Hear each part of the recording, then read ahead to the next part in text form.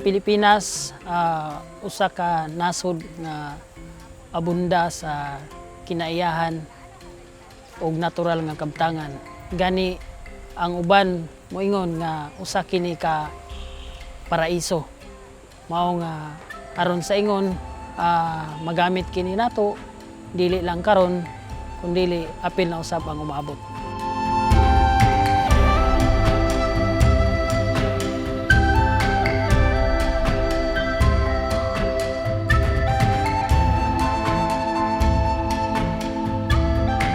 Filipinak munduko lekurik politenetako bat da jende askorentzat. Ozeano barean dago. Han bertako jendea, klima, kultura aniztasuna eta txoko apartak aurkituko ditugu artxipelagoa osatzen duten 7.107 uharteetako bakoitzean.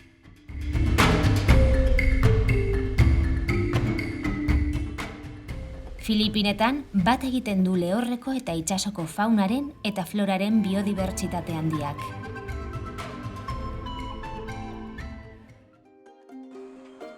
Filipinak 12. postuan daude biztanle gehien dituzten herrialdeen rankinean. 102 milioi biztanle inguru bizi dira bertan, eta erdia baino gehiago 25 urtetik beherakoak dira. Derrigorrezko eta doako hezkuntza 5 urtetik 17 urtera bitartekoa da, eta ingelesez ematen da. Una isa ka hinungdan na ang bata mo absent sa pamilya o sa ginikanan, nakaingon kini sila maoy magtudlo sa mga bata o panginabuhian or suguon ang mga bata sa pag-atiman sa ilang mga manghod nga igsuon, maoy pabantayon. Kay sanglit ang mga ginikanan manginabuhi man. Atsegina eta laia da Filipinar herria. Herria begitsua, egoera txarrei aurre egiteko gaitasun miresgarria duena. Bohol uhartean gaude, Filipinetako erdialdeko uharteetan, Bisaiak izenekoetan. Bisaiera eman digute ongietorria, ingelesarekin eta tagalerarekin batera bizi diren 170 hizkuntzetako batean. Ingelesa eta tagalera dira herrialdeko bi hizkuntza ofizialak. Gaztelaniazko hitzak ere entzuten dira. Tradizio batzuekin eta erlijio katolikoarekin batera, Espainiak iraganean izandako eraginaren erakusgarri. Filipinetako klima 2 urtarotan banatzen da, lehorra eta hezea. Urtaro hezea ekainetik irailera bitartean izaten da, eta ohikoa da tifoiak eta eurilasa handiak izatea herrialde osoan. Sus karon nga panahon nga naena ang tima karon tanawon nato ang akong tinanom nga kamatis na laos tungod sa kanang way klarong panahon ay muinit ulan, init inza ang yuta perting ugaha gay-gay. Unya nay akong tanom perting niwanga. Dako kayo og impact ang climate change sa mga nangagi nga mga katuigan hangtod karon. Tungod kay ang Pilipinas anaaman sa Ring of Fire, mas vulnerable ang Pilipinas sa mga natural disasters. Usa sa mga natural disasters pananglitan ang bagyo. Kung adunay bagyo nga moabot, magkakuwang jud ang supply sa kanang pagkaon ang mga katawhan. Mas dako jud kayo nga problema ang among atubangon. Testuinguru horretan, zabalketa gobernuz kanpoko euskal erakundea, Filipinetako Philippine Center for Civic Education and Democracy, edo PICET erakundearekin batera, 1986 urtetik ari da lanean Filipinetan, landa eremuetako barangaietan edo risketan, balio demokratikoak eta bizikidetza sustatzen. 2013 urtearen amaieran eta 2 hilabete eskasean, lan lehentasunak aldatu egin behar izan ziren gertatutako 2 natura hondamendi handiren ondorioz. Lehenik, Bohol uharteko 4 eraikinetatik bat suntsitu zuen lurrikara, eta ondoren Aian supertifoia, herrialdearen zati handi bat erabat txikitu zuena, eta ordu gutxi batzuetan 10.000 hildako baino gehiago eta 10 milioi pertsona desplazatu utzi zituena. At that time, around 8 o'clock in the morning, while na mahaw mi kauban akong pamilya, sumauto pagka taod-taod di ana, ning kalit man jud kinakusugan, sumauto na nga ratol mi, ag among kinan-an, nga buak ng mga plato, nya, ning hinihinay mi gawa sa among balay kay to find safety nga lugar. So ning adto mi sa lugar nga wala kayo'y kahoy. Hasieran funtsezkoa izan zen armadak makineria astunarekin jardutea hondakinak kentzeko eta bideak irekitzeko. Eta laguntza humanitarioko agentzia handiek kanpaina ospitaleak jarri zituzten zauritutakoei arreta emateko. Zabalketak eta piset erakundeak esku hartu zuten premia larrienei erantzuteko. Elikadura, ura, babesa, osasun zentroak zaharberritzea, behin-behineko eskolak eraikitzea, eta familia kalteberenen ekoizpen jarduera berreskuratzea.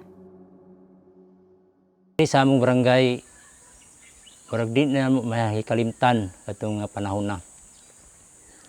Kay usa ang among barangay nga grabe gyud ang damages.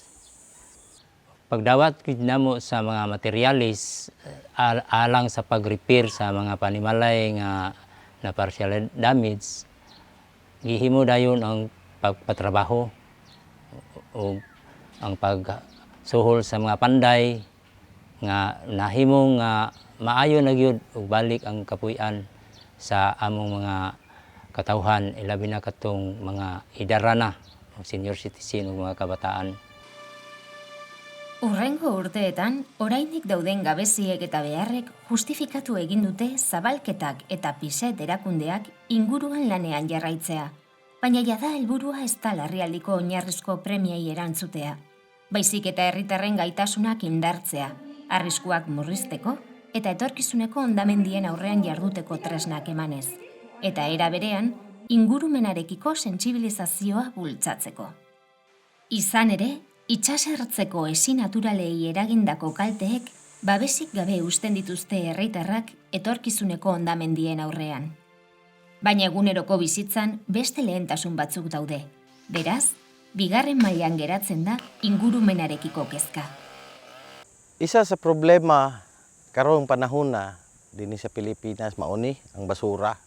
Tungod sa urbanization, nagkadaghang mga tao, mauni ning daghan ang basura.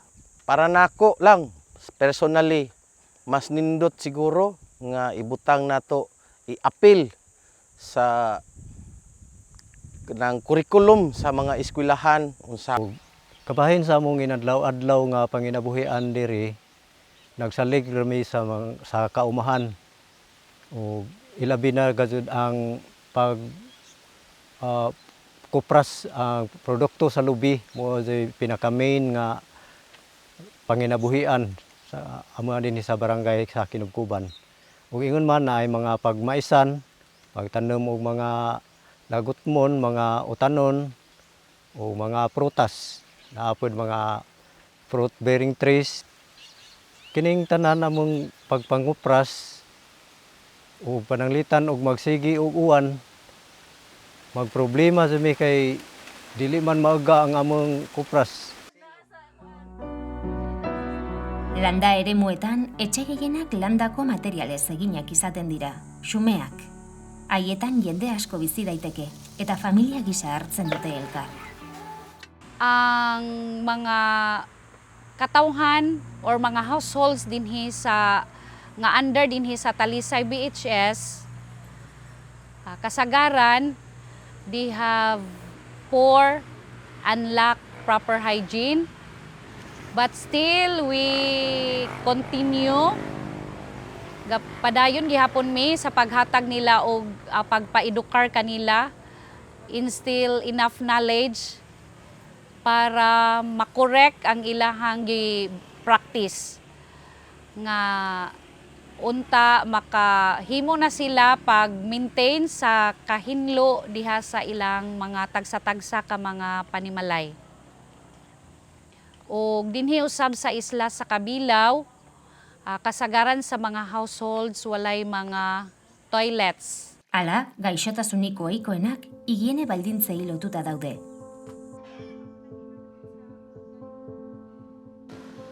Takbilaran bezalako hirietan ospitaleak daude, eta landa eremuetan osasun zentro txikiak daude. Filipinetako erdialde honetan, natura hondamendiak izateko arrisku handirik ez duenez, ez dago prestakuntza espezifikoa duen osasun langilerik, ez da horretarako hornitutako azpiegiturarik ere. In case there's a disaster happened and only available is a simple painkiller, antibiotics and bandage, but we cannot give antibiotic unless there's a doctor's prescription. So that's why we have to refer to the nearest hospital. Administratiboki, udal gobernuetan dezentralizatuta dago boterea. Udalerriko agintari handiena alkatea da, eta hezkuntzarekin, etxe bizitzarekin, jarduera ekonomiko nagusiekin, nekazaritza, arrantza eta turismoa, zerikusia duten programa propioak jarditzakete abian. Maila apalagoan daude barangaiak, auzo edo herriskatzat har daitezkeenak. Oso baliabide mugatuak badituzte ere, barangaiek garrantzi handia dute gizartean eta antolakuntzan. Pixkanaka iristen ari dira aurrerapenak. Para nako, dili lalim ang usa ka inahan.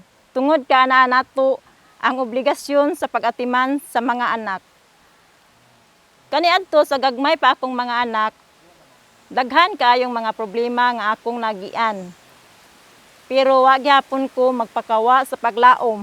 Bisan sa akong kabisi sa oras, kay naapay obligasyon sa barangay, naningkamot ko nga akong maatiman ang akong mga anak uban sa akong bana. Pero karon ako nang nakita nga sa hinay-hinay, adunay kalambuan or pag-asinso sa among kadalanan o panubig. Filipinetan, bertako jendeak bizitzeko poz handia zuela ikusi genuen. Elkarlan eta leialtasun espirituz egiten diete aurre patuaren ondamendiei. Badakite funtsezkoa dela denon onerako lan egitea, komunitate sentimenduarekin, edo baian ihan, han esaten duten bezala.